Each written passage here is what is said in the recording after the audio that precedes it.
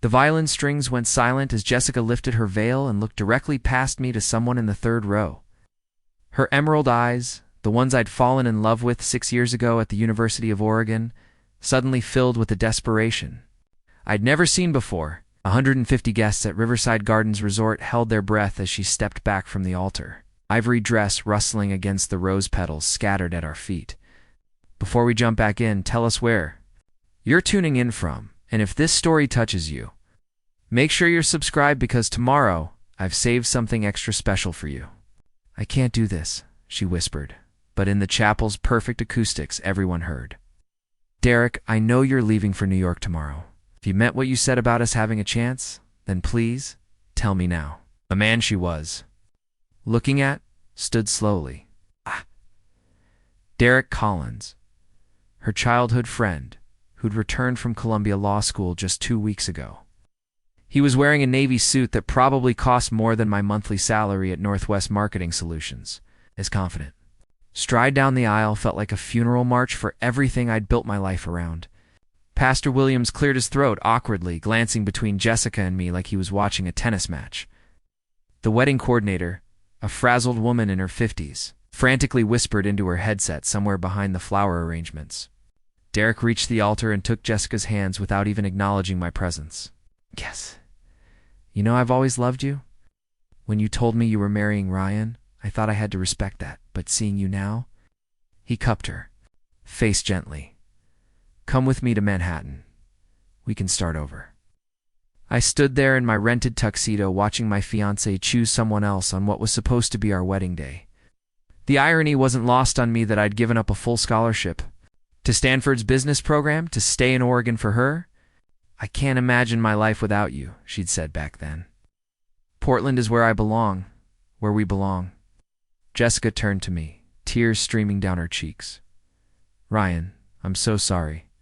I thought I could go through with this, but Derek being here, it's made me realize I was settling. You're a good man, but Derek and I have history, dreams together. He's opening his own practice in New York, and he wants me to join him. The word settling hit like a physical blow. 6 years of late nights helping her study for the bar exam, of working extra shifts to afford the engagement ring that now seemed to mock me from her finger, of planning this elaborate wedding that her parents insisted on having at the most expensive venue in Portland. All of it reduced to settling. My best man Marcus stepped forward, probably to check if I was having a breakdown, but I held up my hand to stop him. The chapel was so quiet, I could hear the lake lapping against the shore outside. Jessica's younger sister Sarah, who was serving, as maid of honor, looked absolutely mortified. She kept glancing between Jessica and me, her face flushed with embarrassment. Jessica, I said, my voice steadier than I felt, if Derek is what you want, then I won't stand in your way. Relief flooded her features. Oh, thank God, Ryan. I knew you'd understand. You've always been so supportive. Derek extended his hand to me like we were closing a business deal. No hard feelings, man, Jessica and I. It's just meant to be. I looked at his manicured hand, then at Jessica's expectant face, and something crystallized in my mind. 6 years I'd been the safe choice, the reliable boyfriend who adapted his dreams to fit hers. I'd moved my career plans around her, scheduled chosen apartments based on her preferences, even agreed to this expensive wedding that maxed out my credit cards because it's what every girl dreams of. Actually, I said, loud enough for everyone to hear, there's something I need to say. The murmur from the guests died down immediately. Jessica's parents, Robert and Patricia Blake, looked like they wanted to disappear into their front row seats. My own parents seemed frozen in shock. 6 years ago, Jessica, you asked me to give up Stanford for you. You said you couldn't handle a long-distance relationship, that if I really loved you, I'd stay in Oregon. So I did. I took a job in Portland, found us an apartment, built my life around yours. Jessica's face was growing paler by the second. Ryan, please don't. 2 years ago, when you wanted to quit your job at the district attorney's office to work at your father's firm, I took on freelance projects to cover our rent while you got settled. Last year, when you decided you wanted this elaborate wedding, I worked overtime for months to help pay for it. Derek's confident expression was starting to falter. He probably hadn't expected a public accounting of my relationship with his childhood sweetheart. And 3 months ago, I continued, when you said you weren't sure about us anymore, I thought it was just cold feet. I never imagined you were already making backup plans. The silence stretched until Sarah, Jessica's sister, spoke up. Jessica, is this true? You've been planning to leave Ryan? Jessica's cheeks burned red. It's not that simple, Sarah. Derek and I, we have a connection that goes back to childhood. Ryan knew I had doubts. I knew you were stressed about the wedding, I replied. I didn't know you were interviewing for law firms in New York behind my back. A collective gasp rose from the guests. Even Derek looked surprised by this revelation. How did you, Jessica, start it? Then caught herself. Your laptop was open. When I brought you coffee last Tuesday morning, I saw the email from Whitman and Associates confirming your second interview. Patricia Blake stood up abruptly. This is ridiculous. We have 200 people here. Photographers.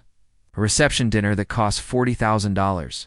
Mom, please, Sarah interjected, her voice shaking. Let them talk. I looked around the chapel at all the faces staring back at me. Please. People had given up their Saturday, bought gifts, traveled from out of state to celebrate what they thought was my happiness. The flowers alone had cost $3,000. The photographer was still snapping pictures, probably thinking this drama would make for an interesting wedding album. Here's what's going to happen, I announced, surprising myself with how calm I sounded. Derek, you can take Jessica to New York. You both clearly want that more than anything else in this room. Jessica stepped toward me, suddenly looking uncertain. Ryan, wait. Maybe we should talk about this privately. We've had 6 years to talk privately, Jess. This seems like the perfect time for some public honesty. I turned to address the crowd. I want to thank everyone for coming today. I know this isn't what you expected, but sometimes life has other plans. Then I did something that surprised everyone, including myself. I looked directly at Sarah, who was still standing at the altar in her pale yellow bridesmaid dress, tears streaming down her face. Sarah, I said, I have a question for you. She wiped her eyes with the back of her hand. What would you like to have the wedding? Your sister doesn't want? The chapel erupted in whispers and gasps. Jessica's mouth fell open. Derek looked like he'd been slapped. But Sarah looked at me with something I hadn't seen in Jessica's eyes for months. Hope, what are you saying? Sarah asked quietly. I'm saying that someone should get to enjoy this beautiful ceremony. It's a perfect venue. All these people who came here to celebrate love. Your sister's choosing to chase a different dream, but maybe you and I could give this whole thing the meaning it deserves. Jessica grabbed my arm. Ryan, you can't be serious. Sarah's my sister. You can't just transfer a wedding to someone else. Right. Why not? I asked, gently removing her hand. You said yourself that you're settling by marrying me. Sarah deserves better than being second choice to her sister for the rest of her life. Sarah's face went through a dozen emotions in 5 seconds. But Ryan, we barely know each other. This is crazy. Is it crazier than your sister walking away from 6 years together for someone who's been back in town for 2 weeks? I asked, is it crazier than me standing here pretending I'm surprised when I've felt you pulling away for months? Truth was, I had noticed Sarah over the years. During family dinners, she was the one who asked about my work, who laughed at my stories, who seemed genuinely interested in my thoughts and opinions. While Jessica scrolled through her phone or discussed legal cases with her father, Sarah would engage with me about books, travel, dreams for the future. This is insane, Derek said, finally finding his voice. You can't just swap out brides like you're returning a sweater. Why not? I challenged him. You just convinced my fiancé to abandon our wedding for you. Seems like everyone's making spontaneous life decisions today.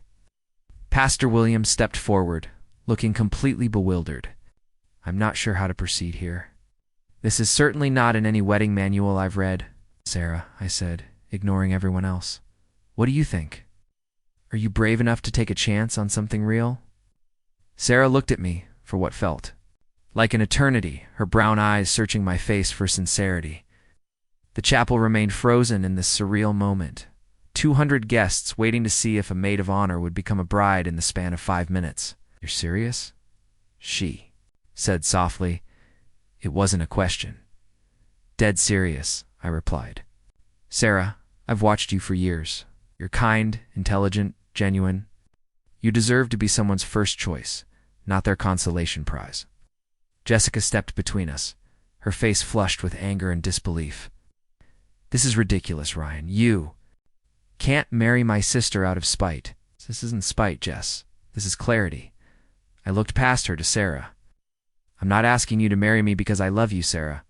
I'm asking because I respect you, because I think we could build something real together, something your sister clearly doesn't want with me.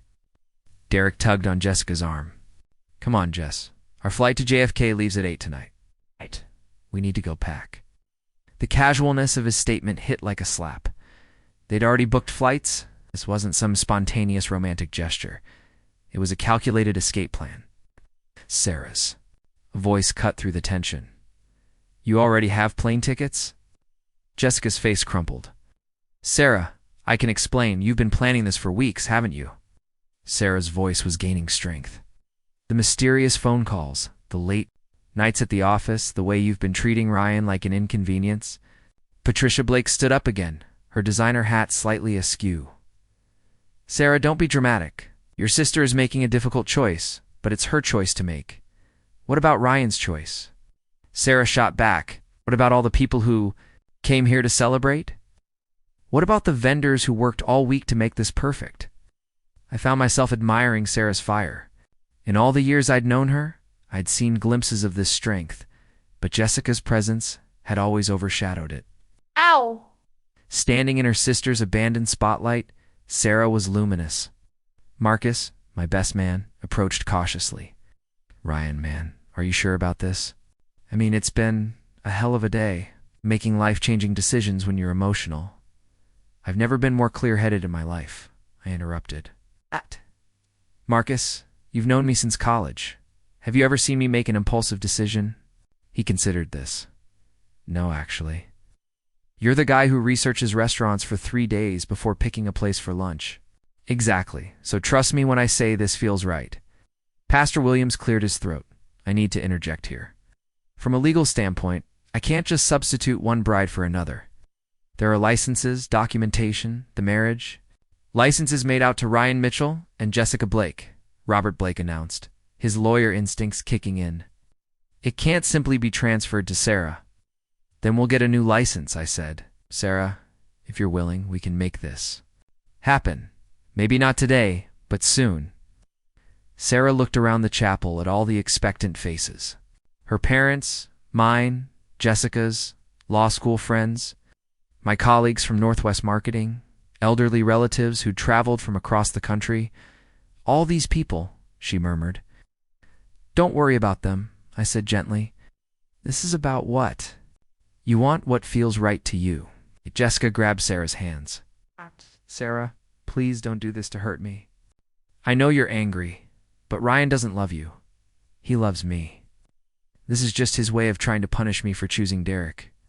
The words hung in the air like poison.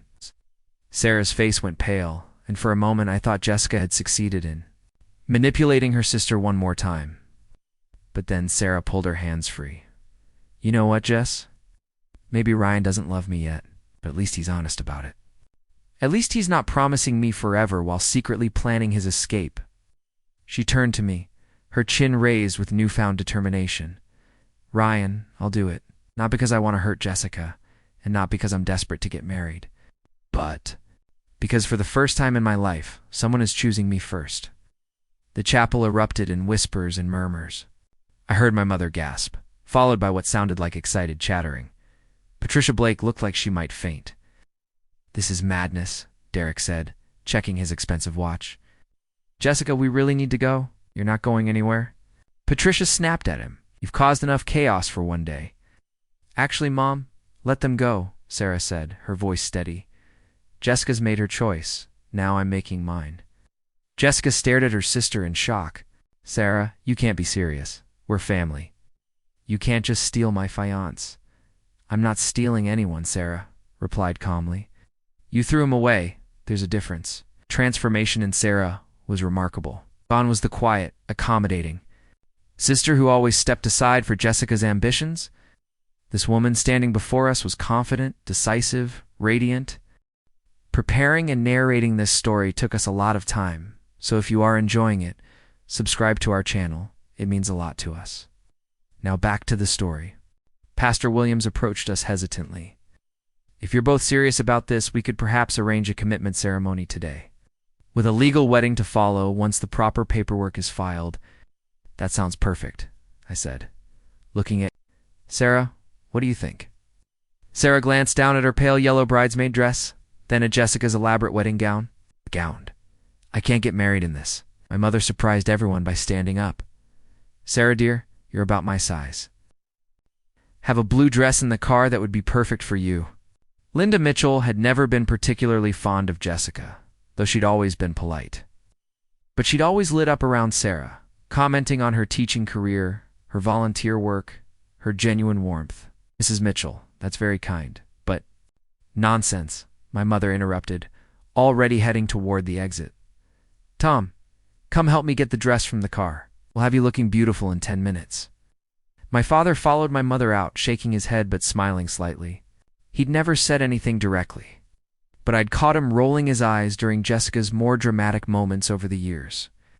As my parents left to retrieve the dress, the chapel buzzed with excitement. Some guests were pulling out their phones to capture this unprecedented moment. Others were debating whether to stay or leave. Jessica stood frozen in the center of it all, her perfect wedding dress suddenly looking like a costume from a play she no longer wanted to be in. I can't believe this is happening, she said, to no one in particular. Derek checked his phone. Jess, seriously, we need to leave now if we're going to make that flight.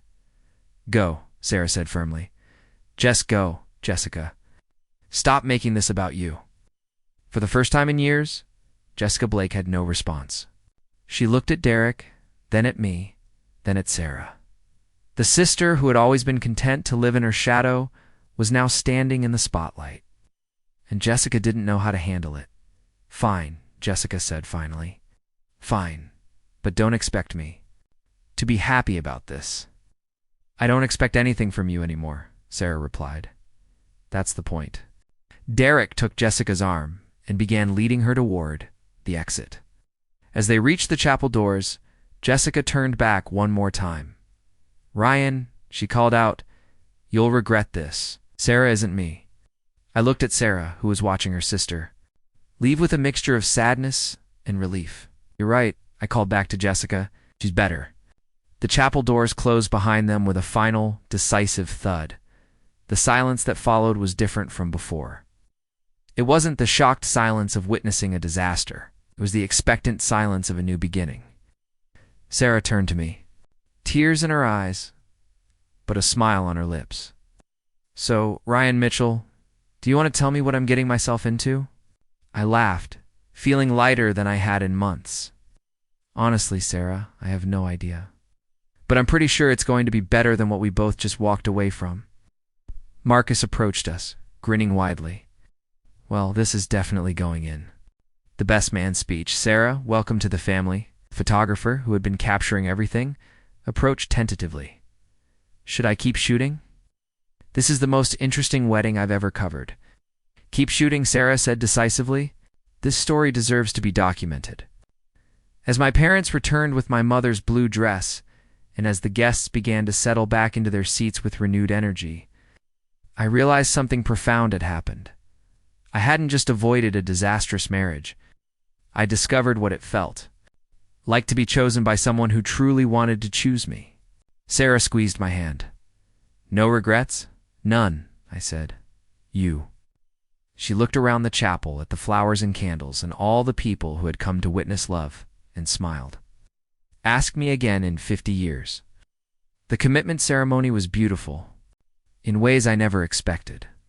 Sarah looked radiant in my mother's navy blue dress, her natural beauty shining without the heavy makeup and elaborate styling that Jessica had insisted on. Pastor Williams spoke about unexpected paths and the courage to embrace new beginnings.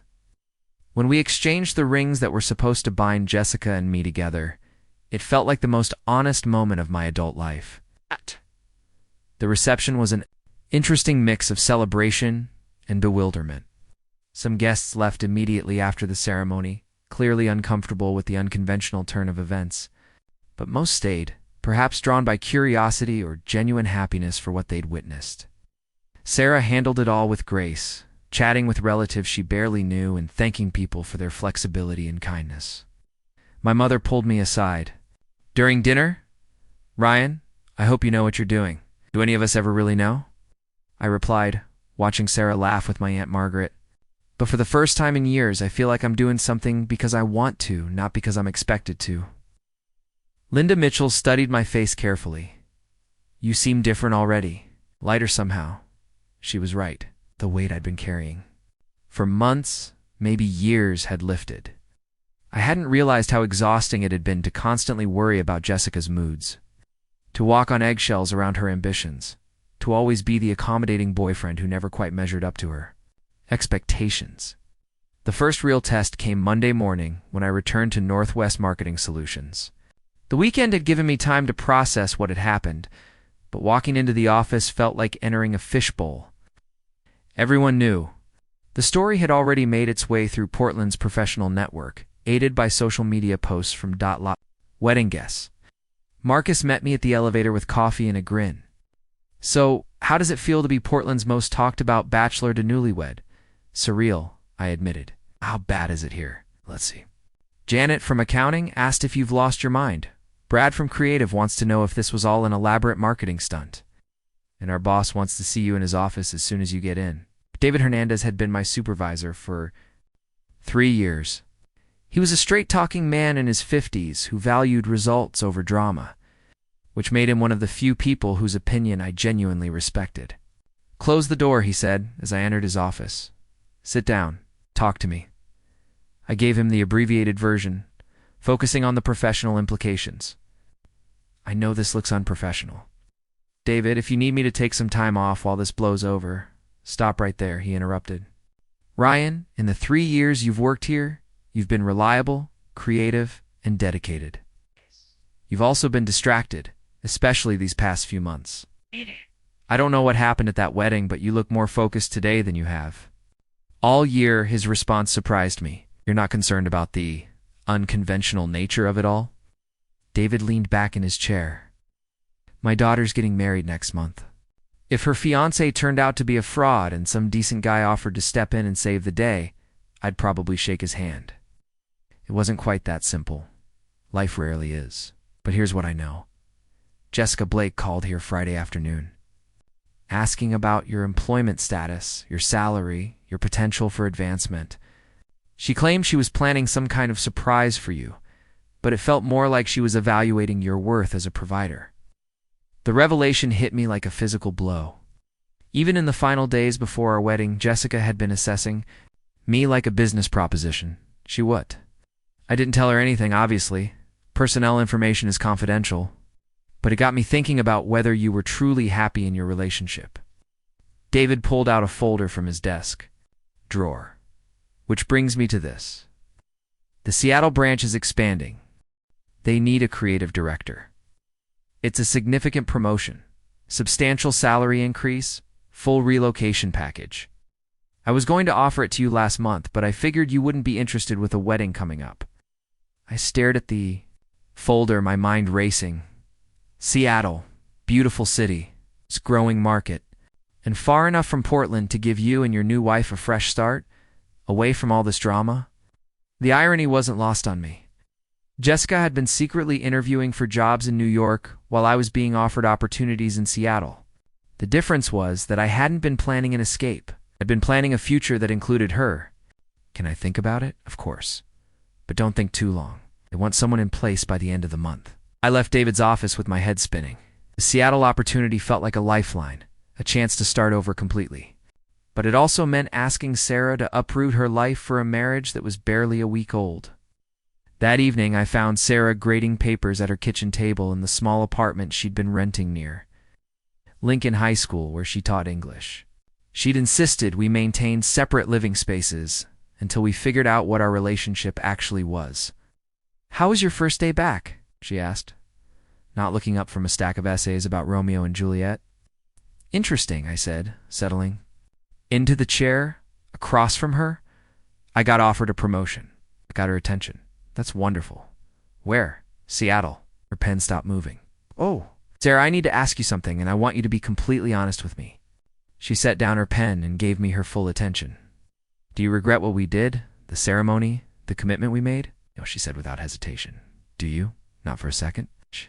But I also don't want you to feel trapped by a decision you made in an emotional moment.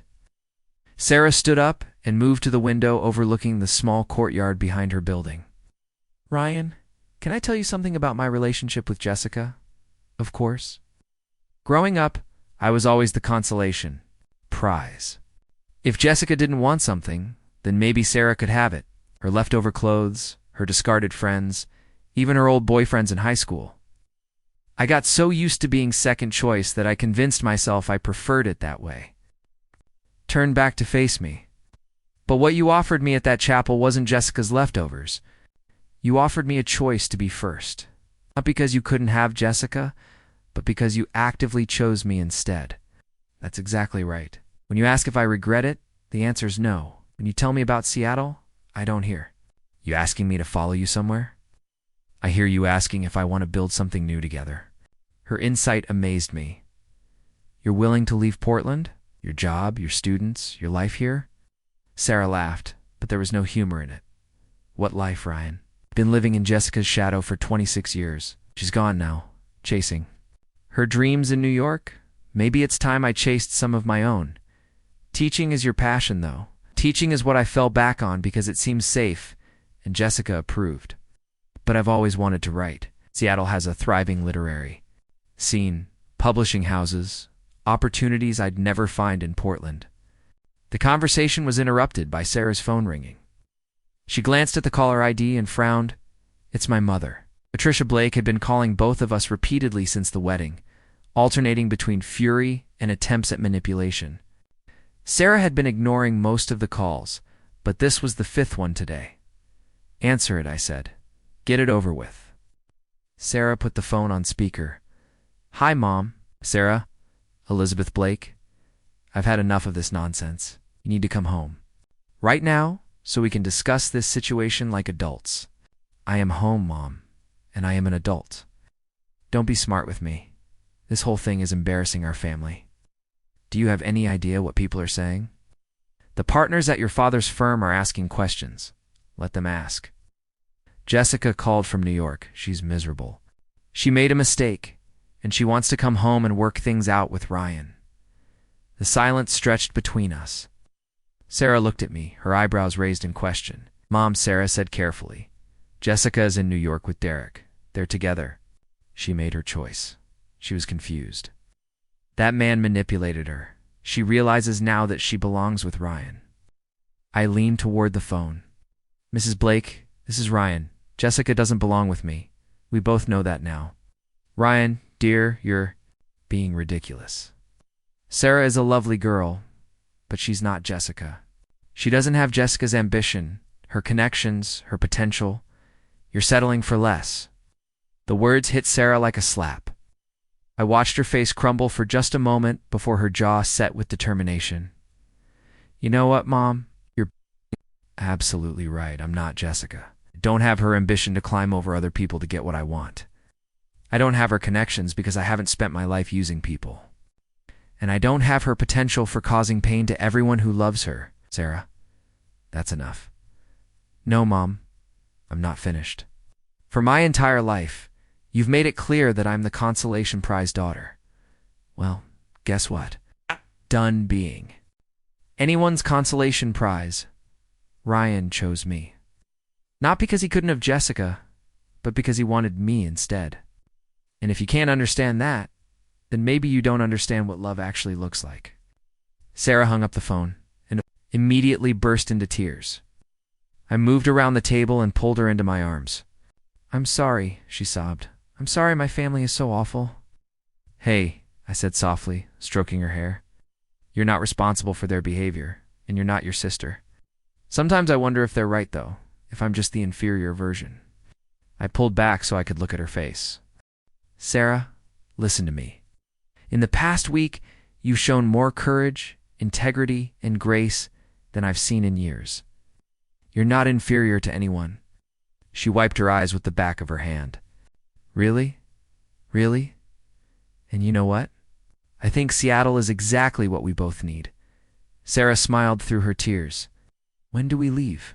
Are you sure? Ryan, I've spent my whole life playing it safe, being the good daughter, the reliable sister, the uncomplicated girlfriend to a series of men who saw me as temporary.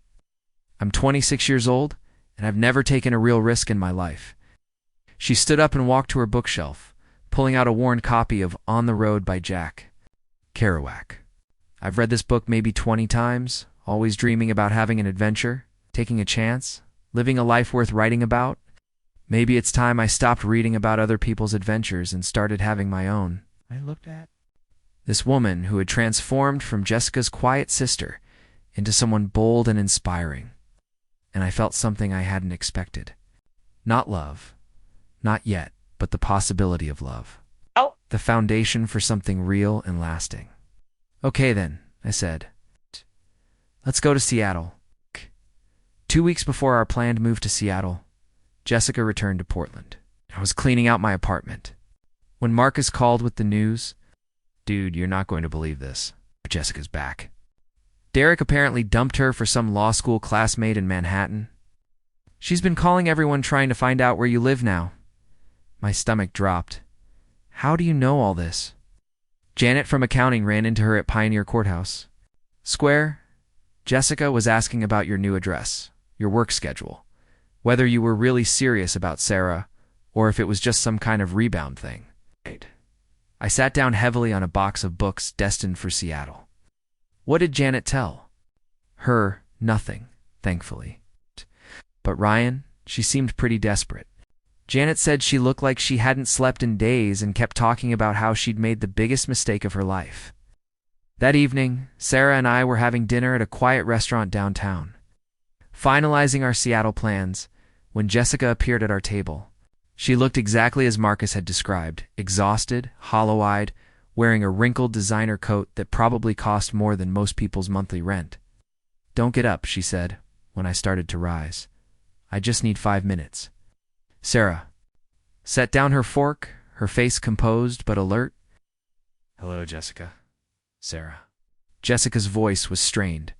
Ryan, I know you probably don't want to see me, but I had to try. Jessica, what are you doing here? I asked quietly. Derek left me. The words came out in a rush. 3 days after we got to New York, he told me he'd realized what we had was just nostalgia, and that he'd been in love with someone else the whole time. Someone he met at Columbia. She pulled out the chair across from Sarah and sat down uninvited. I lost everything, Ryan. My job, my apartment lease, my dignity. I'm staying on my college roommate's couch in Brooklyn, and I used my last frequent flyer miles to get back here. Sarah spoke carefully. I'm sorry, Derek. Hurt you, Jessica. That doesn't change what happened at our wedding, your wedding. Jessica's laugh was bitter. Sarah, that was supposed to be my wedding. You just took it. You abandoned it, Sarah replied firmly. You walked away from Ryan in front of 200 people. I didn't take anything. I accepted what you threw away. Jessica turned. To me, her eyes filling with tears. Ryan, I know I messed up. I know I hurt you. But we had 6 years together. That has to count for something.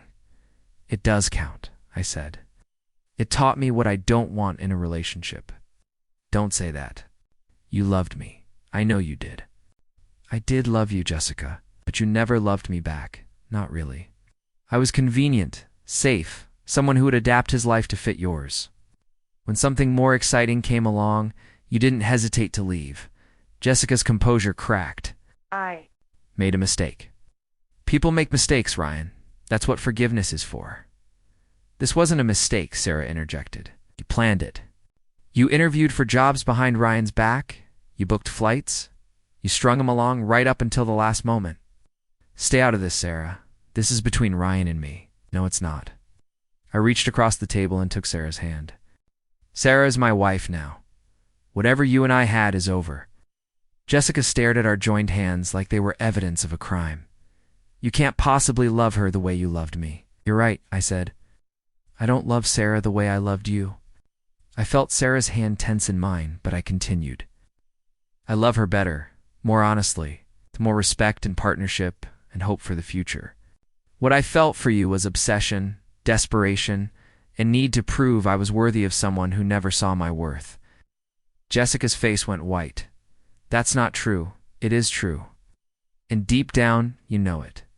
You came back here not because you love me, but because you're scared of being alone, of starting over, of facing the consequences of your choices. The restaurant around us had grown quiet. Other diners were pretending not to watch, but the tension at our table was impossible to ignore. Jessica turned to Sarah with desperation in her eyes. Sarah, please. He's our family. Can't destroy our family over this. I'm not destroying anything, Sarah said calmly. You destroyed it when you chose Derek over Ryan. You destroyed it when you planned your escape for weeks without telling anyone. You destroyed it when you called Ryan worthless compared to Derek. I never said that. You implied it every day for months. You know what? I'm glad you did, because it helped Ryan see what I've always known, that he deserves someone who chooses him first, every single day. Jessica's composure finally shattered completely. She began sobbing, drawing stares from other tables. Isn't fair! I came back. I'm here now. I'm choosing him now. You're not choosing him, Sarah said gently but firmly. You're choosing not to be alone. There's a difference. I signaled for the check, ready to end this painful scene. Jessica, I'm sorry. Derek hurt you. I'm sorry your plans didn't work out. I'm not your backup plan anymore. What about Seattle? Jessica asked desperately. I heard you got offered a job there. I could come with you. You could start fresh. Sierra and I are going to Seattle, together as husband and wife. But you barely know her. I know enough. I know she's kind, honest, and brave. I know she chose me when she could have chosen safety. I know she sees the best in people instead of constantly finding fault. I know she makes me want to be better instead of making me feel like I'm never enough. Jessica looked between Sarah and me, finally understanding that no amount of tears or pleading would change the situation. I hope you're happy, she said bitterly, standing up abruptly. I hope this little fantasy of yours works out. It will, Sarah said quietly, because we're building it on honesty instead of manipulation.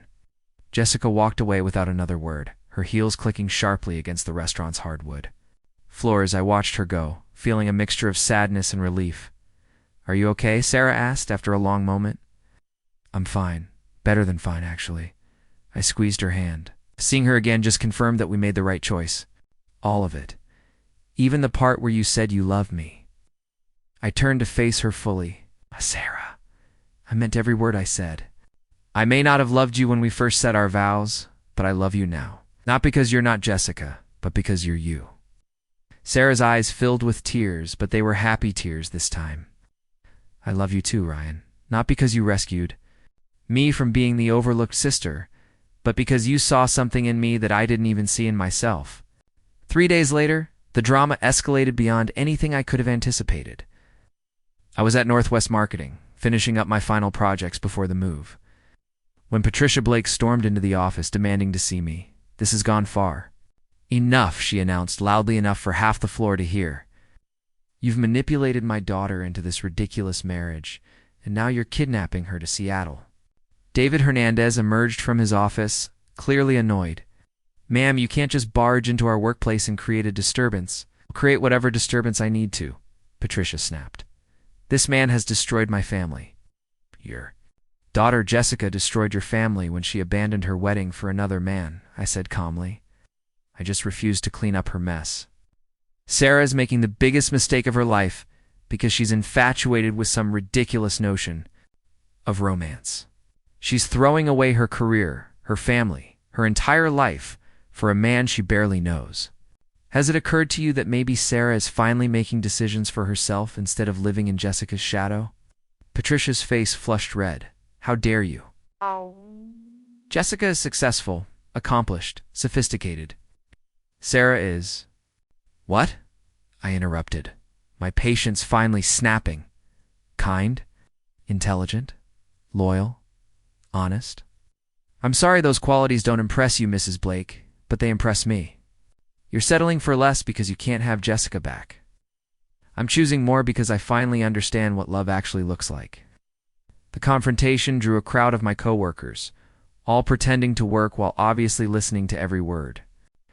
Sarah will realize her mistake eventually, Patricia continued. And when she does, when this little adventure falls apart, don't expect our family to welcome you back. I wouldn't dream of it, I replied. Your family's idea of welcome involves emotional manipulation and conditional love. Sarah deserves better than that. You think you know us? You think you understand our family dynamics? I think I understand that you've spent Sarah's entire life making her feel like she wasn't good enough, smart enough, accomplished enough. Well, she's all of those things and more. She just needed someone to see it. Patricia Blake stared at me for a long moment, perhaps realizing that her usual tactics weren't working. You'll regret this, she said finally. Both of you will, I said. But we'll regret it together, making our own choices instead of living according to other people's expectations. Ah! After she left, Marcus approached my desk with a grin. Well, that was entertaining. I'm going to miss having you around for the drama. Trust me, I won't miss the drama at all. That evening, I told Sarah about her mother's visit. She listened quietly, her face growing more determined with each detail. I'm sorry she came to your workplace, she said finally. That was inappropriate and embarrassing. Don't apologize for her behavior. You're not responsible for your family's actions. I know. But I also know this isn't over. My parents won't give up easily. They see this move to Seattle as me abandoning the family, choosing you over them. Is that how you see it? Sarah considered the question carefully. No. I see it as choosing myself for the first time in my life. The fact that I'm choosing you two is just a bonus.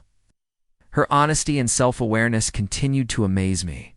In the week since our unconventional wedding, I'd watched Sarah transform from a woman who lived in the margins of her own life to someone who stood confidently in the center of it. Whatever comes next, I said, we'll face it together. Together. She agreed, and the word felt like a promise neither of us would break. Seattle welcomed us with rain and possibilities. Our new apartment overlooked Elliott Bay. I found myself watching the ferries come and go, while Sarah worked on her first short story collection at the kitchen table. The Pacific Northwest suited us both in ways that Portland never had. The promotion at Northwest Marketing's Seattle branch exceeded my expectations. Creative director meant real autonomy, a team of talented designers, and projects that challenged me intellectually. For the first time in my career, I wasn't just executing someone else's vision. I was creating my own. Sarah thrived even more, dramatically. Within 2 months, she'd connected with a local writers group and landed a part-time position at a progressive private school that encouraged creative teaching methods. Her students adored her unconventional approach to literature, and she began publishing short pieces in regional magazines. 6 months after our move, we received an unexpected package with no return address. Inside was a newspaper clipping from the Portland Business Journal. Jessica and Derek had apparently reconciled and announced their engagement. The accompanying photos showed them at some charity gala, both looking polished and ambitious. How do you feel about this? Sarah asked, studying the picture. Honestly, I feel sorry for them, I replied. They deserve each other, and not in a good way. Sarah laughed, crumpling up the clipping. I feel sorry for whoever has to plan their wedding. Hopefully they'll actually show up for it this time. That evening, my phone rang with a number I didn't recognize. It was Jessica. Ryan, I saw that you got the newspaper clipping. I wanted you to hear it from me directly. Congratulations, I said simply. I know this might seem crazy after everything that happened, but Derek and I worked through our issues. I realized we were meant to be together. I'm sure you did.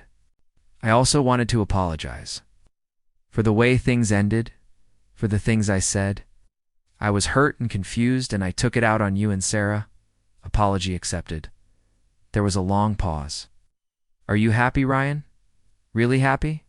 I looked across the room at Sarah, who was curled up on our couch reading a book, her hair falling across her face in the lamplight. Yes, Jessica, I really am. Could you deserve that? After I hung up, Sarah raised an eyebrow. Everything okay? Everything's perfect. The real test came 8 months later when my mother called with news that my father had suffered a mild heart attack. Sarah didn't hesitate. We're going back, she said immediately. Your family needs you. What about your teaching position? You're writing deadlines? They'll understand. Family comes first. We flew to Portland that weekend, and I was struck by how foreign the city felt after less than a year away. We stayed with my parents, and Sarah proved herself invaluable during my father's recovery, cooking meals, organizing medications, and somehow making my mother laugh during the most stressful moments. On our last day in Portland, Patricia Blake showed up at my parents' house. I came to see Sarah, she announced, when my mother answered the door. Sarah appeared behind my mother, her face calm but guarded. Hello, Mom. You look good, Patricia said. And for the first time since I'd known her, she seemed genuinely surprised. Different, confident. I feel different. Your father and I have been talking about the things we said, the way we handled everything. We weren't fair to you. Sarah stepped outside onto the porch, closing the door behind her. I watched. Through the window, as mother and daughter had what appeared to be a difficult but necessary conversation. 20 minutes later, Sarah came back inside, her eyes red, but her posture strong. What happened? I asked. She apologized. Really apologized. Not just one of those non-apology apologies she's famous for, she said, watching Jessica's engagement announcement made. Her realized that she'd been comparing us our whole lives instead of appreciating us as individuals. How do you feel about that? Relieved. Mostly. I don't need her approval anymore, but it's nice to have it anyway. That conversation marked a turning point in Sarah's relationship with her parents. They began calling regularly, asking about her writing, remembering details about my work. It wasn't perfect, but it was honest in a way their family dynamics had never been before. A year and a half after our unconventional wedding, Sarah sold her first short story to a prestigious literary magazine. The piece was about two sisters finding their own paths, despite growing up in each other's shadows. She dedicated it to new beginnings and second chances. We celebrated at our favorite seafood restaurant overlooking Puget Sound, the same place where we'd had our first real date as a married couple. Do you ever think about the alternate timeline? Sarah asked over dessert. What would have happened if Jessica hadn't left you at the altar? Sometimes, I admitted, but not with regret. More like curiosity about a path. I'm grateful I didn't. I think about it too. I probably would have spent the rest of my life being the spinster sister, the reliable daughter who never caused any trouble. And I would have spent mine trying to be worthy of someone who never valued what I offered. Sarah reached across the table and took my hand. We saved each other, didn't we? We did. Though I think you saved yourself first. Just got to. Witness it. 2 years after our move to Seattle, Northwest Marketing offered me a position heading up their West Coast creative division. It meant more travel, bigger budgets, and the chance to work with clients from San Francisco to Vancouver. The same week, Sarah received an offer from a small publishing house to edit an anthology of Pacific Northwest writers. The job would require her to travel throughout Oregon, Washington, and Northern California, interviewing authors and curating their work. We'd both be traveling constantly, she pointed out as we discussed the opportunities. Ships passing in. The night. Our partners building parallel careers that complement each other, I countered. We could coordinate our travel, meet in different cities, turn business trips into mini adventures. You really think we could make that work? Sarah, we've made everything work so far. A fake marriage that became real, a cross-country move, family drama, career changes. I think we can handle a little travel, she grinned. When you put it that way, it sounds almost easy. We accepted both positions, and our lives became a whirlwind of airports, hotel rooms, and stolen weekends. In cities we'd never planned to visit, instead of pulling us apart, the shared adventure brought us closer together. 3 years after that chaotic wedding day at Riverside Gardens Resort, Sarah and I renewed our vows on a beach in Olympic National Park. This time there was no drama, no unexpected guests, no last-minute revelations, just 20 of our closest friends, A simple ceremony at sunset, and promises we'd already been keeping for years. My parents were there, healthy and proud. Sarah's parents came too, and Patricia even helped Sarah choose her dress. Marcus served as best man again, joking in his speech about how he'd never seen a more unconventional path to happiness. As we exchanged rings for the second time, I thought about all the ways my life had changed since that devastating day when Jessica walked away. I'd learned the difference between being chosen and being settled for. Between love and convenience, between building a life together and simply sharing space. After the ceremony, as our guests celebrated on the beach, Sarah and I walked along, the shoreline holding hands. "Any regrets?" she asked, echoing the question she'd posed 3 years earlier. "Only one," I said. "What's that?" "I regret that it took me so long to understand what real partnership looks like." Sarah stopped walking and turned to face me, her wedding dress flowing in the ocean breeze. "Ryan Mitchell, you were worth waiting for. Even if I had to wait for someone else to walk away before I could have you." "Sarah Mitchell," I replied, still amazed by how right her new name sounded. "You were worth everything. The heartbreak, the drama, the complete upheaval. Of everything I thought I wanted, you were worth all of it." As the sun set over the Pacific, painting the sky in shades of gold and pink, I realized that sometimes the best things in life come from the worst moments. Sometimes you have to lose everything you thought you wanted to discover what you actually need. And sometimes, if you're incredibly lucky, your consolation prize turns out to be the greatest gift you could have received. Up next. You've got 2 more standout stories right on your screen. This one hit the mark, you won't want to pass these up. Just click and check them out.